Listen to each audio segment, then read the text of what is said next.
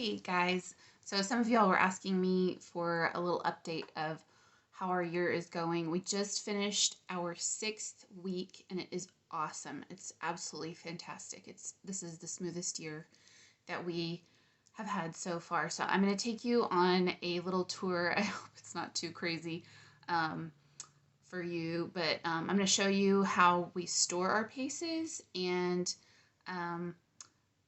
like the ones that we're using, the ones we're not using, our score keys, where we store the ones we're using and not using, our little star charts, and their desks. And then I'm going to talk a little bit about how the year is going so far. Hey friends, I wanted to give a little update on we just finished our 6th week of A.C.E. and I wanted to give a little bit of an update. I'm going to take you from our kitchen into, this is our all-purpose room. Piano in it is toys, piano, schoolroom, although we don't really do school in here. It's more to just store our books, but I'll show you our storage area. For A.C.E. I've got this really nice file cabinet here, and I just emptied out 2 drawers. The top drawer here has all of our future paces. So I've got my 8th grader, my 5th grader, my 6th grader, and then here are all of their, all of their tests. The tests and the test keys, I keep them in here. So 8th, 5th, 6th, no particular order, but I have all of theirs together. And then on the bottom, 2 drawers down, I was able to empty out another drawer. And I've got all of the score keys that we're not using right now. So score keys all through here. And then, and I ordered Greek for myself, but I haven't started it yet. So, and I'm also keeping their finished tests in a file folder in here. So that's where I'm storing all of the stuff that we're not using immediately. And then, I think I showed this earlier, but I've got a bookshelf over here. And up here on the top, I've got each of their score keys that they are using, their current score keys, and some pink pens. I have some red pens, but these were out of the package. So, and in here I also, just for my convenience, I keep the star stickers. Okay, so we've got the computer over here, and we use a computer math program, so they use that for their school. Plus I had my 8th grader type her essay that she has to do for her literature. Okay, so up here I have their star charts. So I just went ahead and just put it up here so we can see how much we've done. And I am not using silver and gold for like scoring. Like if they, one of my kids got 100 on all of her first tests, but I just put the color of the thing. But I'm using silver stars for my daughter's art. She's doing art pieces. And then for math, since we're doing a different math, every time they complete a section, I'm just going to put a star. And there's probably like 15 different sections of them. So I also forgot to say that I have not just the score keys in this bottom drawer, but down here I've got the goal cards. I just bought a huge, gigantic pack since I have 4 kids using the paces. Okay, and then I went ahead and started my 2nd grader on the 2nd grade paces, and I don't have room in that drawer, so I stored all of his up here in these. This is our kitchen, and this is just like a china cabinet, and we're homeschoolers, and I don't really care. So his paces are stored up here, in here. And he's using the same online math program that the other kids are using, and he's just doing the 4 basic subjects. He's not doing literature and creative writing because he's still struggling a little bit with his phonics and reading, so we're just taking it really slow, and I'm working with him. His current paces, I got all of the kids these. I found these at Walmart for about $11. Oops. They are zipper cloth 3-ring binders. They're really nice. They should last at least 2 or 3 years. And we don't really punch holes in them, but we have the magazine folders if the kids want those. I don't really think anybody's using them. If they, some of them really like those. Other ones, my other kid, the older 3 all have their own desk that they keep all of their stuff at. So I'll go ahead and show you. This is my older boy's room, and this is my 12-year-old's desk that is connected to his bunk bed. We'll go to the girls' room. I have 4 boys and 2 girls. So the older boys share a room and the little boys share a room. And then in here, our house has a couple of rooms with built-in desks. So there is the 13-year-old, she's 8th grade. And then the 10-year-old is also built into their bunk bed. Very stable. Very stable. She's messing around on Instagram, on my Instagram, because she doesn't have her own. Guys, I hope you enjoyed that little tour. It's a little chaotic out there. People following me around, asking me questions, and anyway, so our year has gone amazing. We did 3 weeks of school, and we took all of our PACE tests, and then we actually took a week off and went on vacation to Colorado for a week. That was a lot of fun.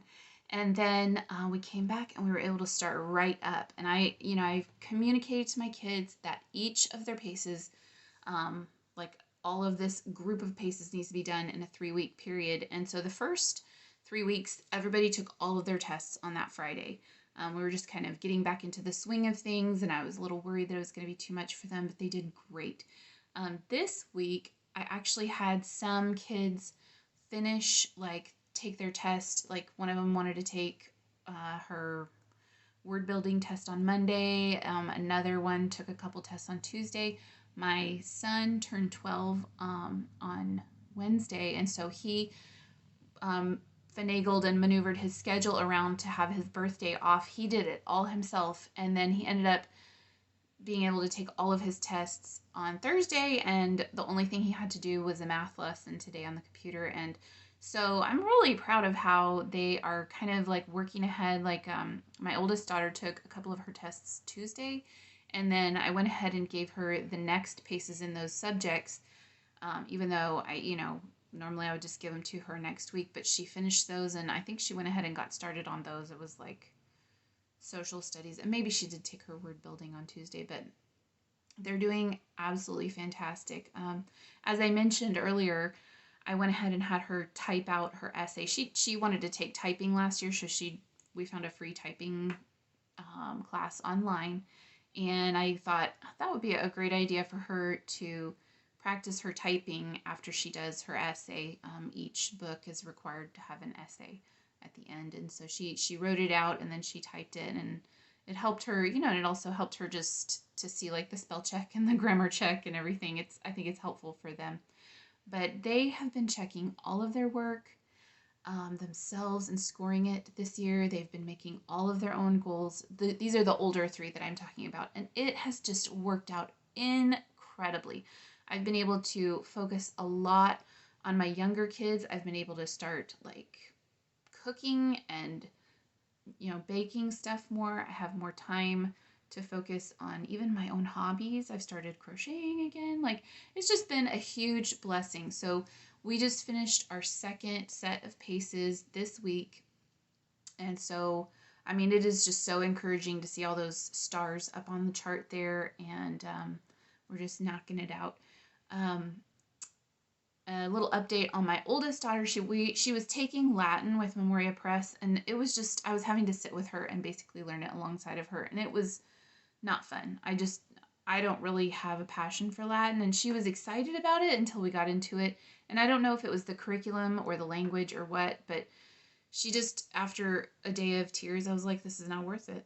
It's not worth it. So we just shelved it, and I don't know if I'm going to sell that on eBay or if I'm going to save it for another child. I'm not really sure yet, but I just asked her if she she had another language she wanted to learn, and she mentioned Japanese. So I just like kind of stumbled across a homeschool discussion of Japanese, and I just on a whim bought the book off of Amazon. So she has been, I think she started the book like 1 or 2 weeks ago, and she asked me to order her the second book. It's called Learn Japanese Fast or something like that, or Learn Japanese the Easy Way. I can't remember. I'll go ahead and find the book and I'll link it to the Amazon um,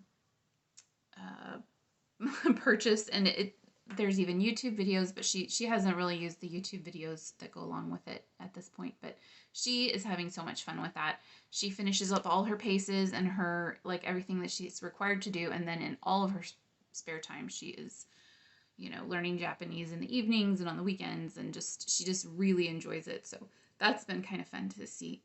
My second grader, we were about halfway through the Christian Light Education first grade book. And it was just kind of, he doesn't enjoy school very much anyway, but it was getting to the point where it was just, we were both dreading it every day. So I ordered the science and math paces for him, and we tried the science and the math, and he hated the math. It was just, page after page of problems. And I'm sorry, I know a lot of people are using the math. We just I'm not into like the drill and kill and do tons and tons of pages of math. And so we use CTC Math, which I have a review on my channel of that, and it's kind of old, but anyway, I'm not going to talk about that much here, but it's working out absolutely fantastic for us. So he switched over to that, and we set aside the math paces, but he loved the science. And so I went ahead and ordered the English, word building, and social studies for him. And when I looked through those, I decided it was time for us to just stop the Christian Light Education. And so we've been doing those 4 subjects in A.C.E, and it has been such a huge blessing. It's a little bit of a step down in intensity. I don't know why. It's just easier. It's very repetitive. It's super gentle, and it's just what he needs. I don't think that he would have tested necessarily into second grade. And so I sit with him. If he is presenting fatigue, I just, like sometimes I'll read the social studies story to him and he'll answer the questions. And then he'll read the science story and then he'll answer the questions. And then, the word building in English is mostly at this point just, practicing handwriting and learning a little bit more phonics. And so it was actually like just perfect where we stopped. He's actually reviewing some of the phonics that he learned in Christian Light. Christian Light is just super intense. So, and it's been a blessing. My older 3 kids all learned to read with it, and it was awesome. But it's not been a blessing to him. And so A.C.E has been a lot of fun. And interestingly enough, he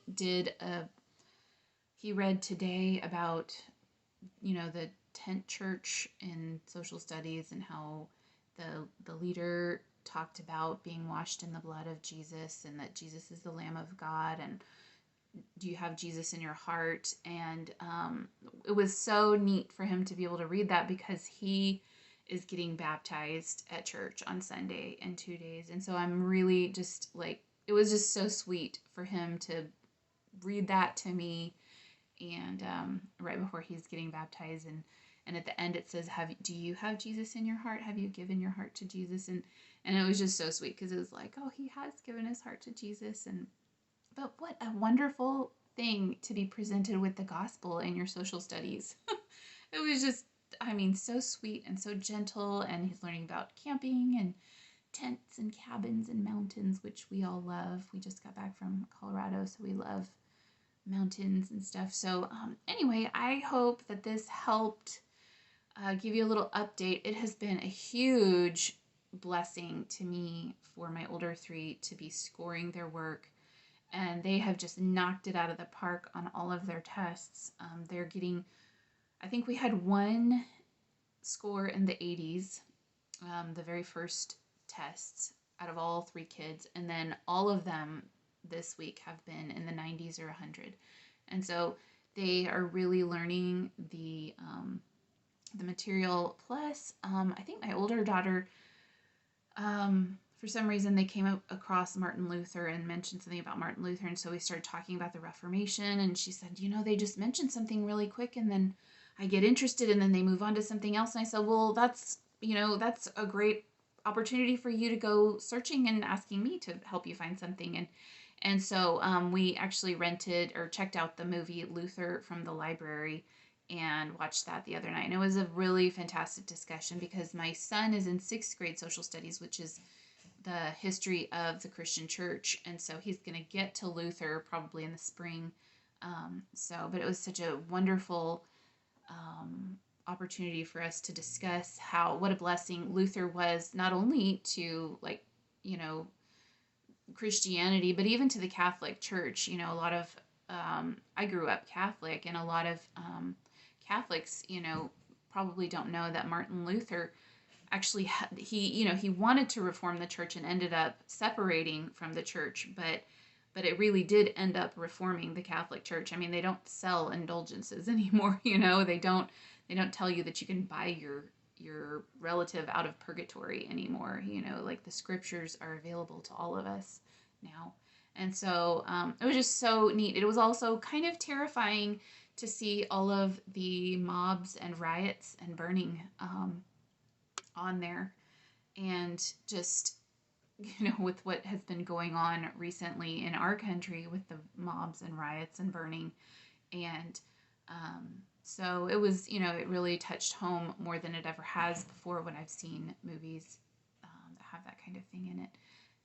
And so anyway, I hope you guys are having a great school year. Ours is going absolutely fantastic. I just am my heart is blessed daily by the things that my kids are learning, and the way that this curriculum cements the faith that we're teaching and the worldview that we're teaching. And anyway, I hope y'all are having a great day. Have a great weekend. God bless you guys. Bye-bye.